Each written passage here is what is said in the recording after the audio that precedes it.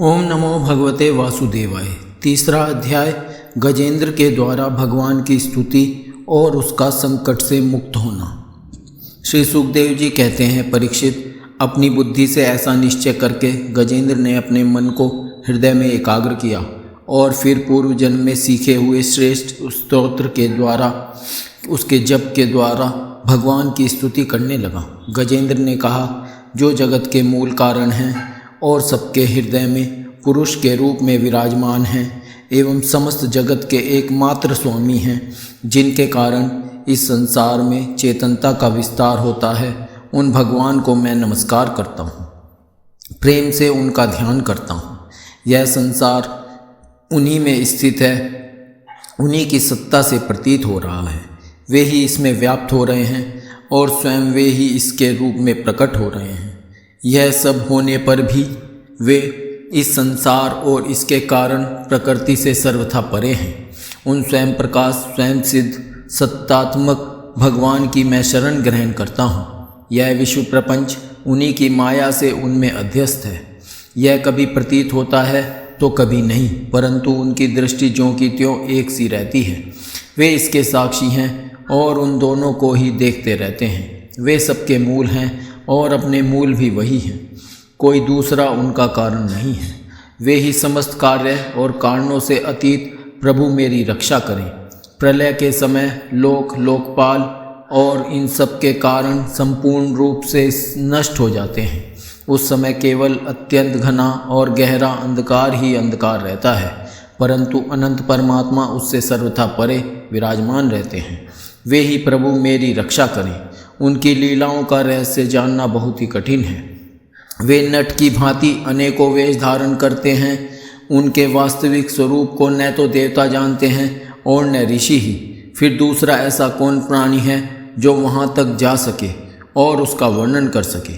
वे प्रभु मेरी रक्षा करें, जिनके परम मंगलमय स्वरूप का दर्शन करने के लिए महात्मागण संसार की समस्त आसक्तियों का परित्याग कर देते हैं और वन में जाकर अखंड भाव से ब्रह्मचर्य आदि अलौकिक व्रतों का पालन करते हैं तथा अपने आत्मा को सबके हृदय में विराजमान देखकर स्वाभाविक ही सबकी भलाई करते हैं। वे ही मुनियों के सर्वस्व भगवान मेरे सहायक हैं। वे ही मेरी गति हैं, न उनके जन्म कर्म हैं और न नाम रूप। फिर उनके संबंध में गुण और दोष की तो कल्पना ही कैसे की जा सकती है। फिर भी विश्व की सृष्टि और संहार करने के लिए समय समय पर वे उन्हें अपनी माया से स्वीकार करते हैं। उन्हीं अनंत शक्तिमान सर्वैश्वर में परम ब्रह्म परमात्मा को मैं नमस्कार करता हूँ। वे अरूप होने पर भी प्रभु रूप हैं। उनके कर्म अत्यंत आश्चर्य में हैं। मैं उनके चरणों में नमस्कार करता हूँ। स्वयं प्रकाश सबके साक्षी परमात्मा को मैं नमस्कार करता हूँ।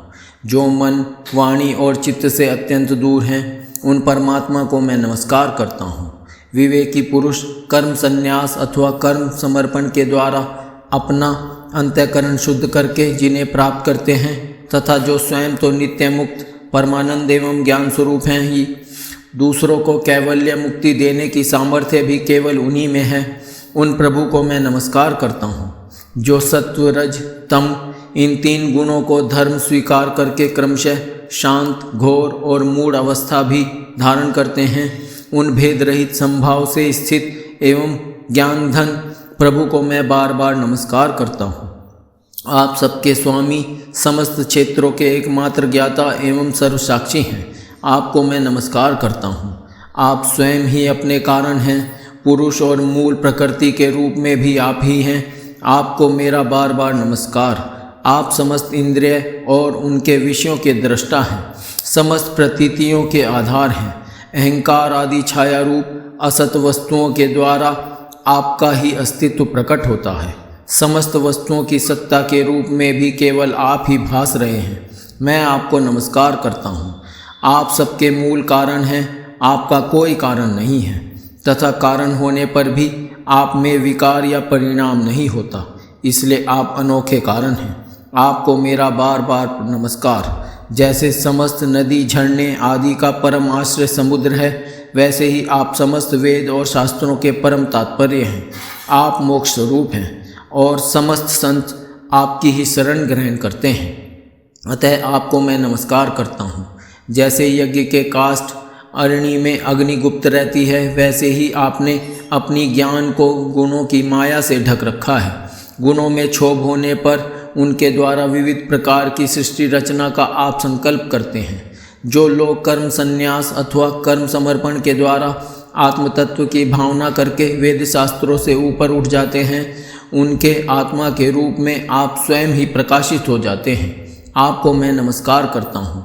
जैसे कोई दयालु पुरुष फंदे में पड़े हुए पशु का बंधन काट दे, वैसे ही आप मेरे जैसे शरणागतों की फांसी काट देते हैं। आप नित्य मुक्त हैं, परम करुणामय हैं और भक्तों का कल्याण करने में आप कभी आलस्य नहीं करते। आपके चरणों में मेरा नमस्कार है। समस्त प्राणियों के हृदय में अपने अंश के द्वारा अंतरात्मा के रूप में आप उपलब्ध होते रहते हैं। आप सर्वैश्वर्यपूर्ण एवं अनंत हैं। आपको मैं नमस्कार करता हूँ। जो लोग शरीर, पुत्र, गुरुजन, ग्रह, संपत्ति और स्वजनों में आसक्त हैं, उन्हें आपकी प्राप्ति अत्यंत कठिन है, क्योंकि आप स्वयं गुणों की आसक्ति से रहित हैं। जीवन मुक्त पुरुष अपने हृदय में आपका निरंतर चिंतन करते रहते हैं। उन सर्वैश्वर्यपूर्ण ज्ञान स्वरूप भगवान को मैं नमस्कार करता हूँ। धर्म, अर्थ, काम और मोक्ष की कामना से मनुष्य उन्हीं का भजन करके अपनी अभीष्ट वस्तु प्राप्त कर लेते हैं। इतना ही नहीं, वे उनको सभी प्रकार का सुख देते हैं और अपने ही जैसा अविनाशी पार्षद शरीर भी देते हैं। वे ही परम दयालु प्रभु मेरा उद्धार करें। जिनके अनन्य प्रेमी भक्तजन उन्हीं की शरण में रहते हुए उनसे किसी भी वस्तु की, यहाँ तक कि मोक्ष की भी अभिलाषा नहीं करते, केवल उनकी परम दिव्य मंगलमयी लीलाओं का गान करते हुए आनंद के समुद्र में निमग्न रहते हैं। जो अविनाशी, सर्वशक्तिमान, अव्यक्त, इंद्रियातीत और अत्यंत सूक्ष्म हैं, जो अत्यंत निकट रहने पर भी बहुत दूर जान पड़ते हैं, जो आध्यात्मिक योग अर्थात ज्ञान योग या भक्ति योग के द्वारा प्राप्त होते हैं, उन्हीं आदि पुरुष अनंत एवं परिपूर्ण परब्रह्म परमात्मा की मैं स्तुति करता हूँ।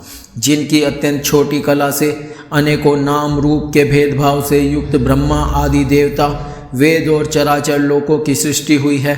जैसे धधकती हुई आग से लपटें और प्रकाशमान सूर्य से उनकी किरणें बार बार निकलती और लीन होती रहती हैं, वैसे ही जिन स्वयं प्रकाश परमात्मा से बुद्धि, मन, इंद्रिय और शरीर, जो गुणों के प्रवाह रूप हैं, बार बार प्रकट होते तथा लीन होते जाते हैं, वे भगवान न देवता हैं और न असुर। वे मनुष्य और पशु पक्षी भी नहीं हैं, न वे स्त्री हैं, न पुरुष और न नपुंसक। वे कोई साधारण या असाधारण प्राणी भी नहीं हैं।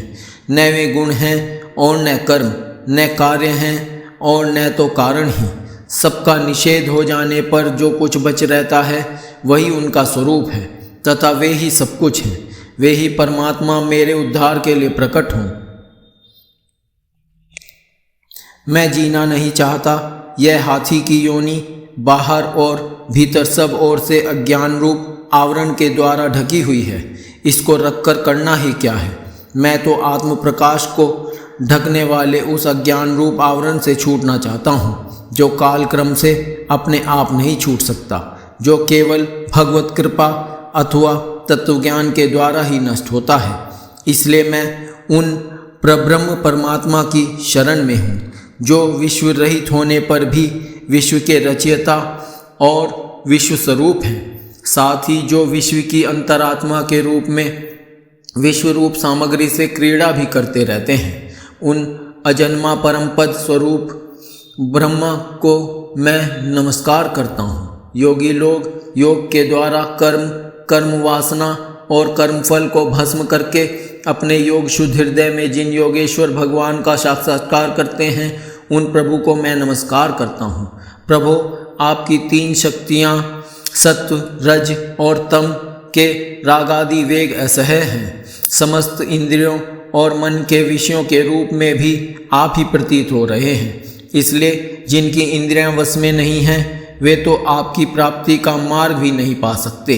आपकी शक्ति अत्यंत है, अनंत है। आप शरणागत वत्सल हैं। आपको मैं बार बार नमस्कार करता हूँ।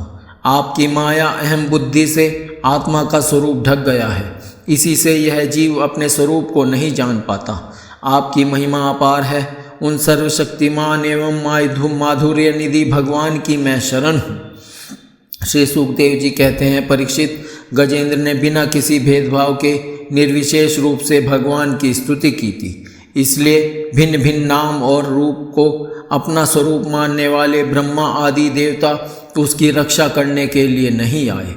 उस समय सर्वात्मा होने के कारण सर्वदेव स्वरूप स्वयं भगवान श्री हरि प्रकट हो गए। विश्व के एकमात्र आधार भगवान ने देखा कि गजेंद्र अत्यंत पीड़ित हो रहा है, अतः उसकी स्तुति सुनकर वेदमय गरुड़ पर सवार हो चक्रधारी भगवान बड़ी शीघ्रता से वहाँ के लिए चल पड़े जहाँ गजेंद्र अत्यंत संकट में पड़ा हुआ था। उनके साथ स्तुति करते हुए देवता भी आए। सरोवर के भीतर बलवान ग्रह ने गजेंद्र को पकड़ रखा था और वह अत्यंत व्याकुल हो रहा था। जब उसने देखा कि आकाश में गरुड़ पर सवार होकर हाथ में चक्र लिए भगवान श्री हरि आ रहे हैं, तब अपनी सूंड में कमल का एक सुंदर पुष्प लेकर उसने ऊपर को उठाया और बड़े कष्ट से बोला, नारायण जगतगुरु भगवान, आपको नमस्कार है। जब भगवान ने देखा कि गजेंद्र अत्यंत पीड़ित हो रहा है, तब वे एक बारगी गरुड़ को छोड़कर कूद पड़े और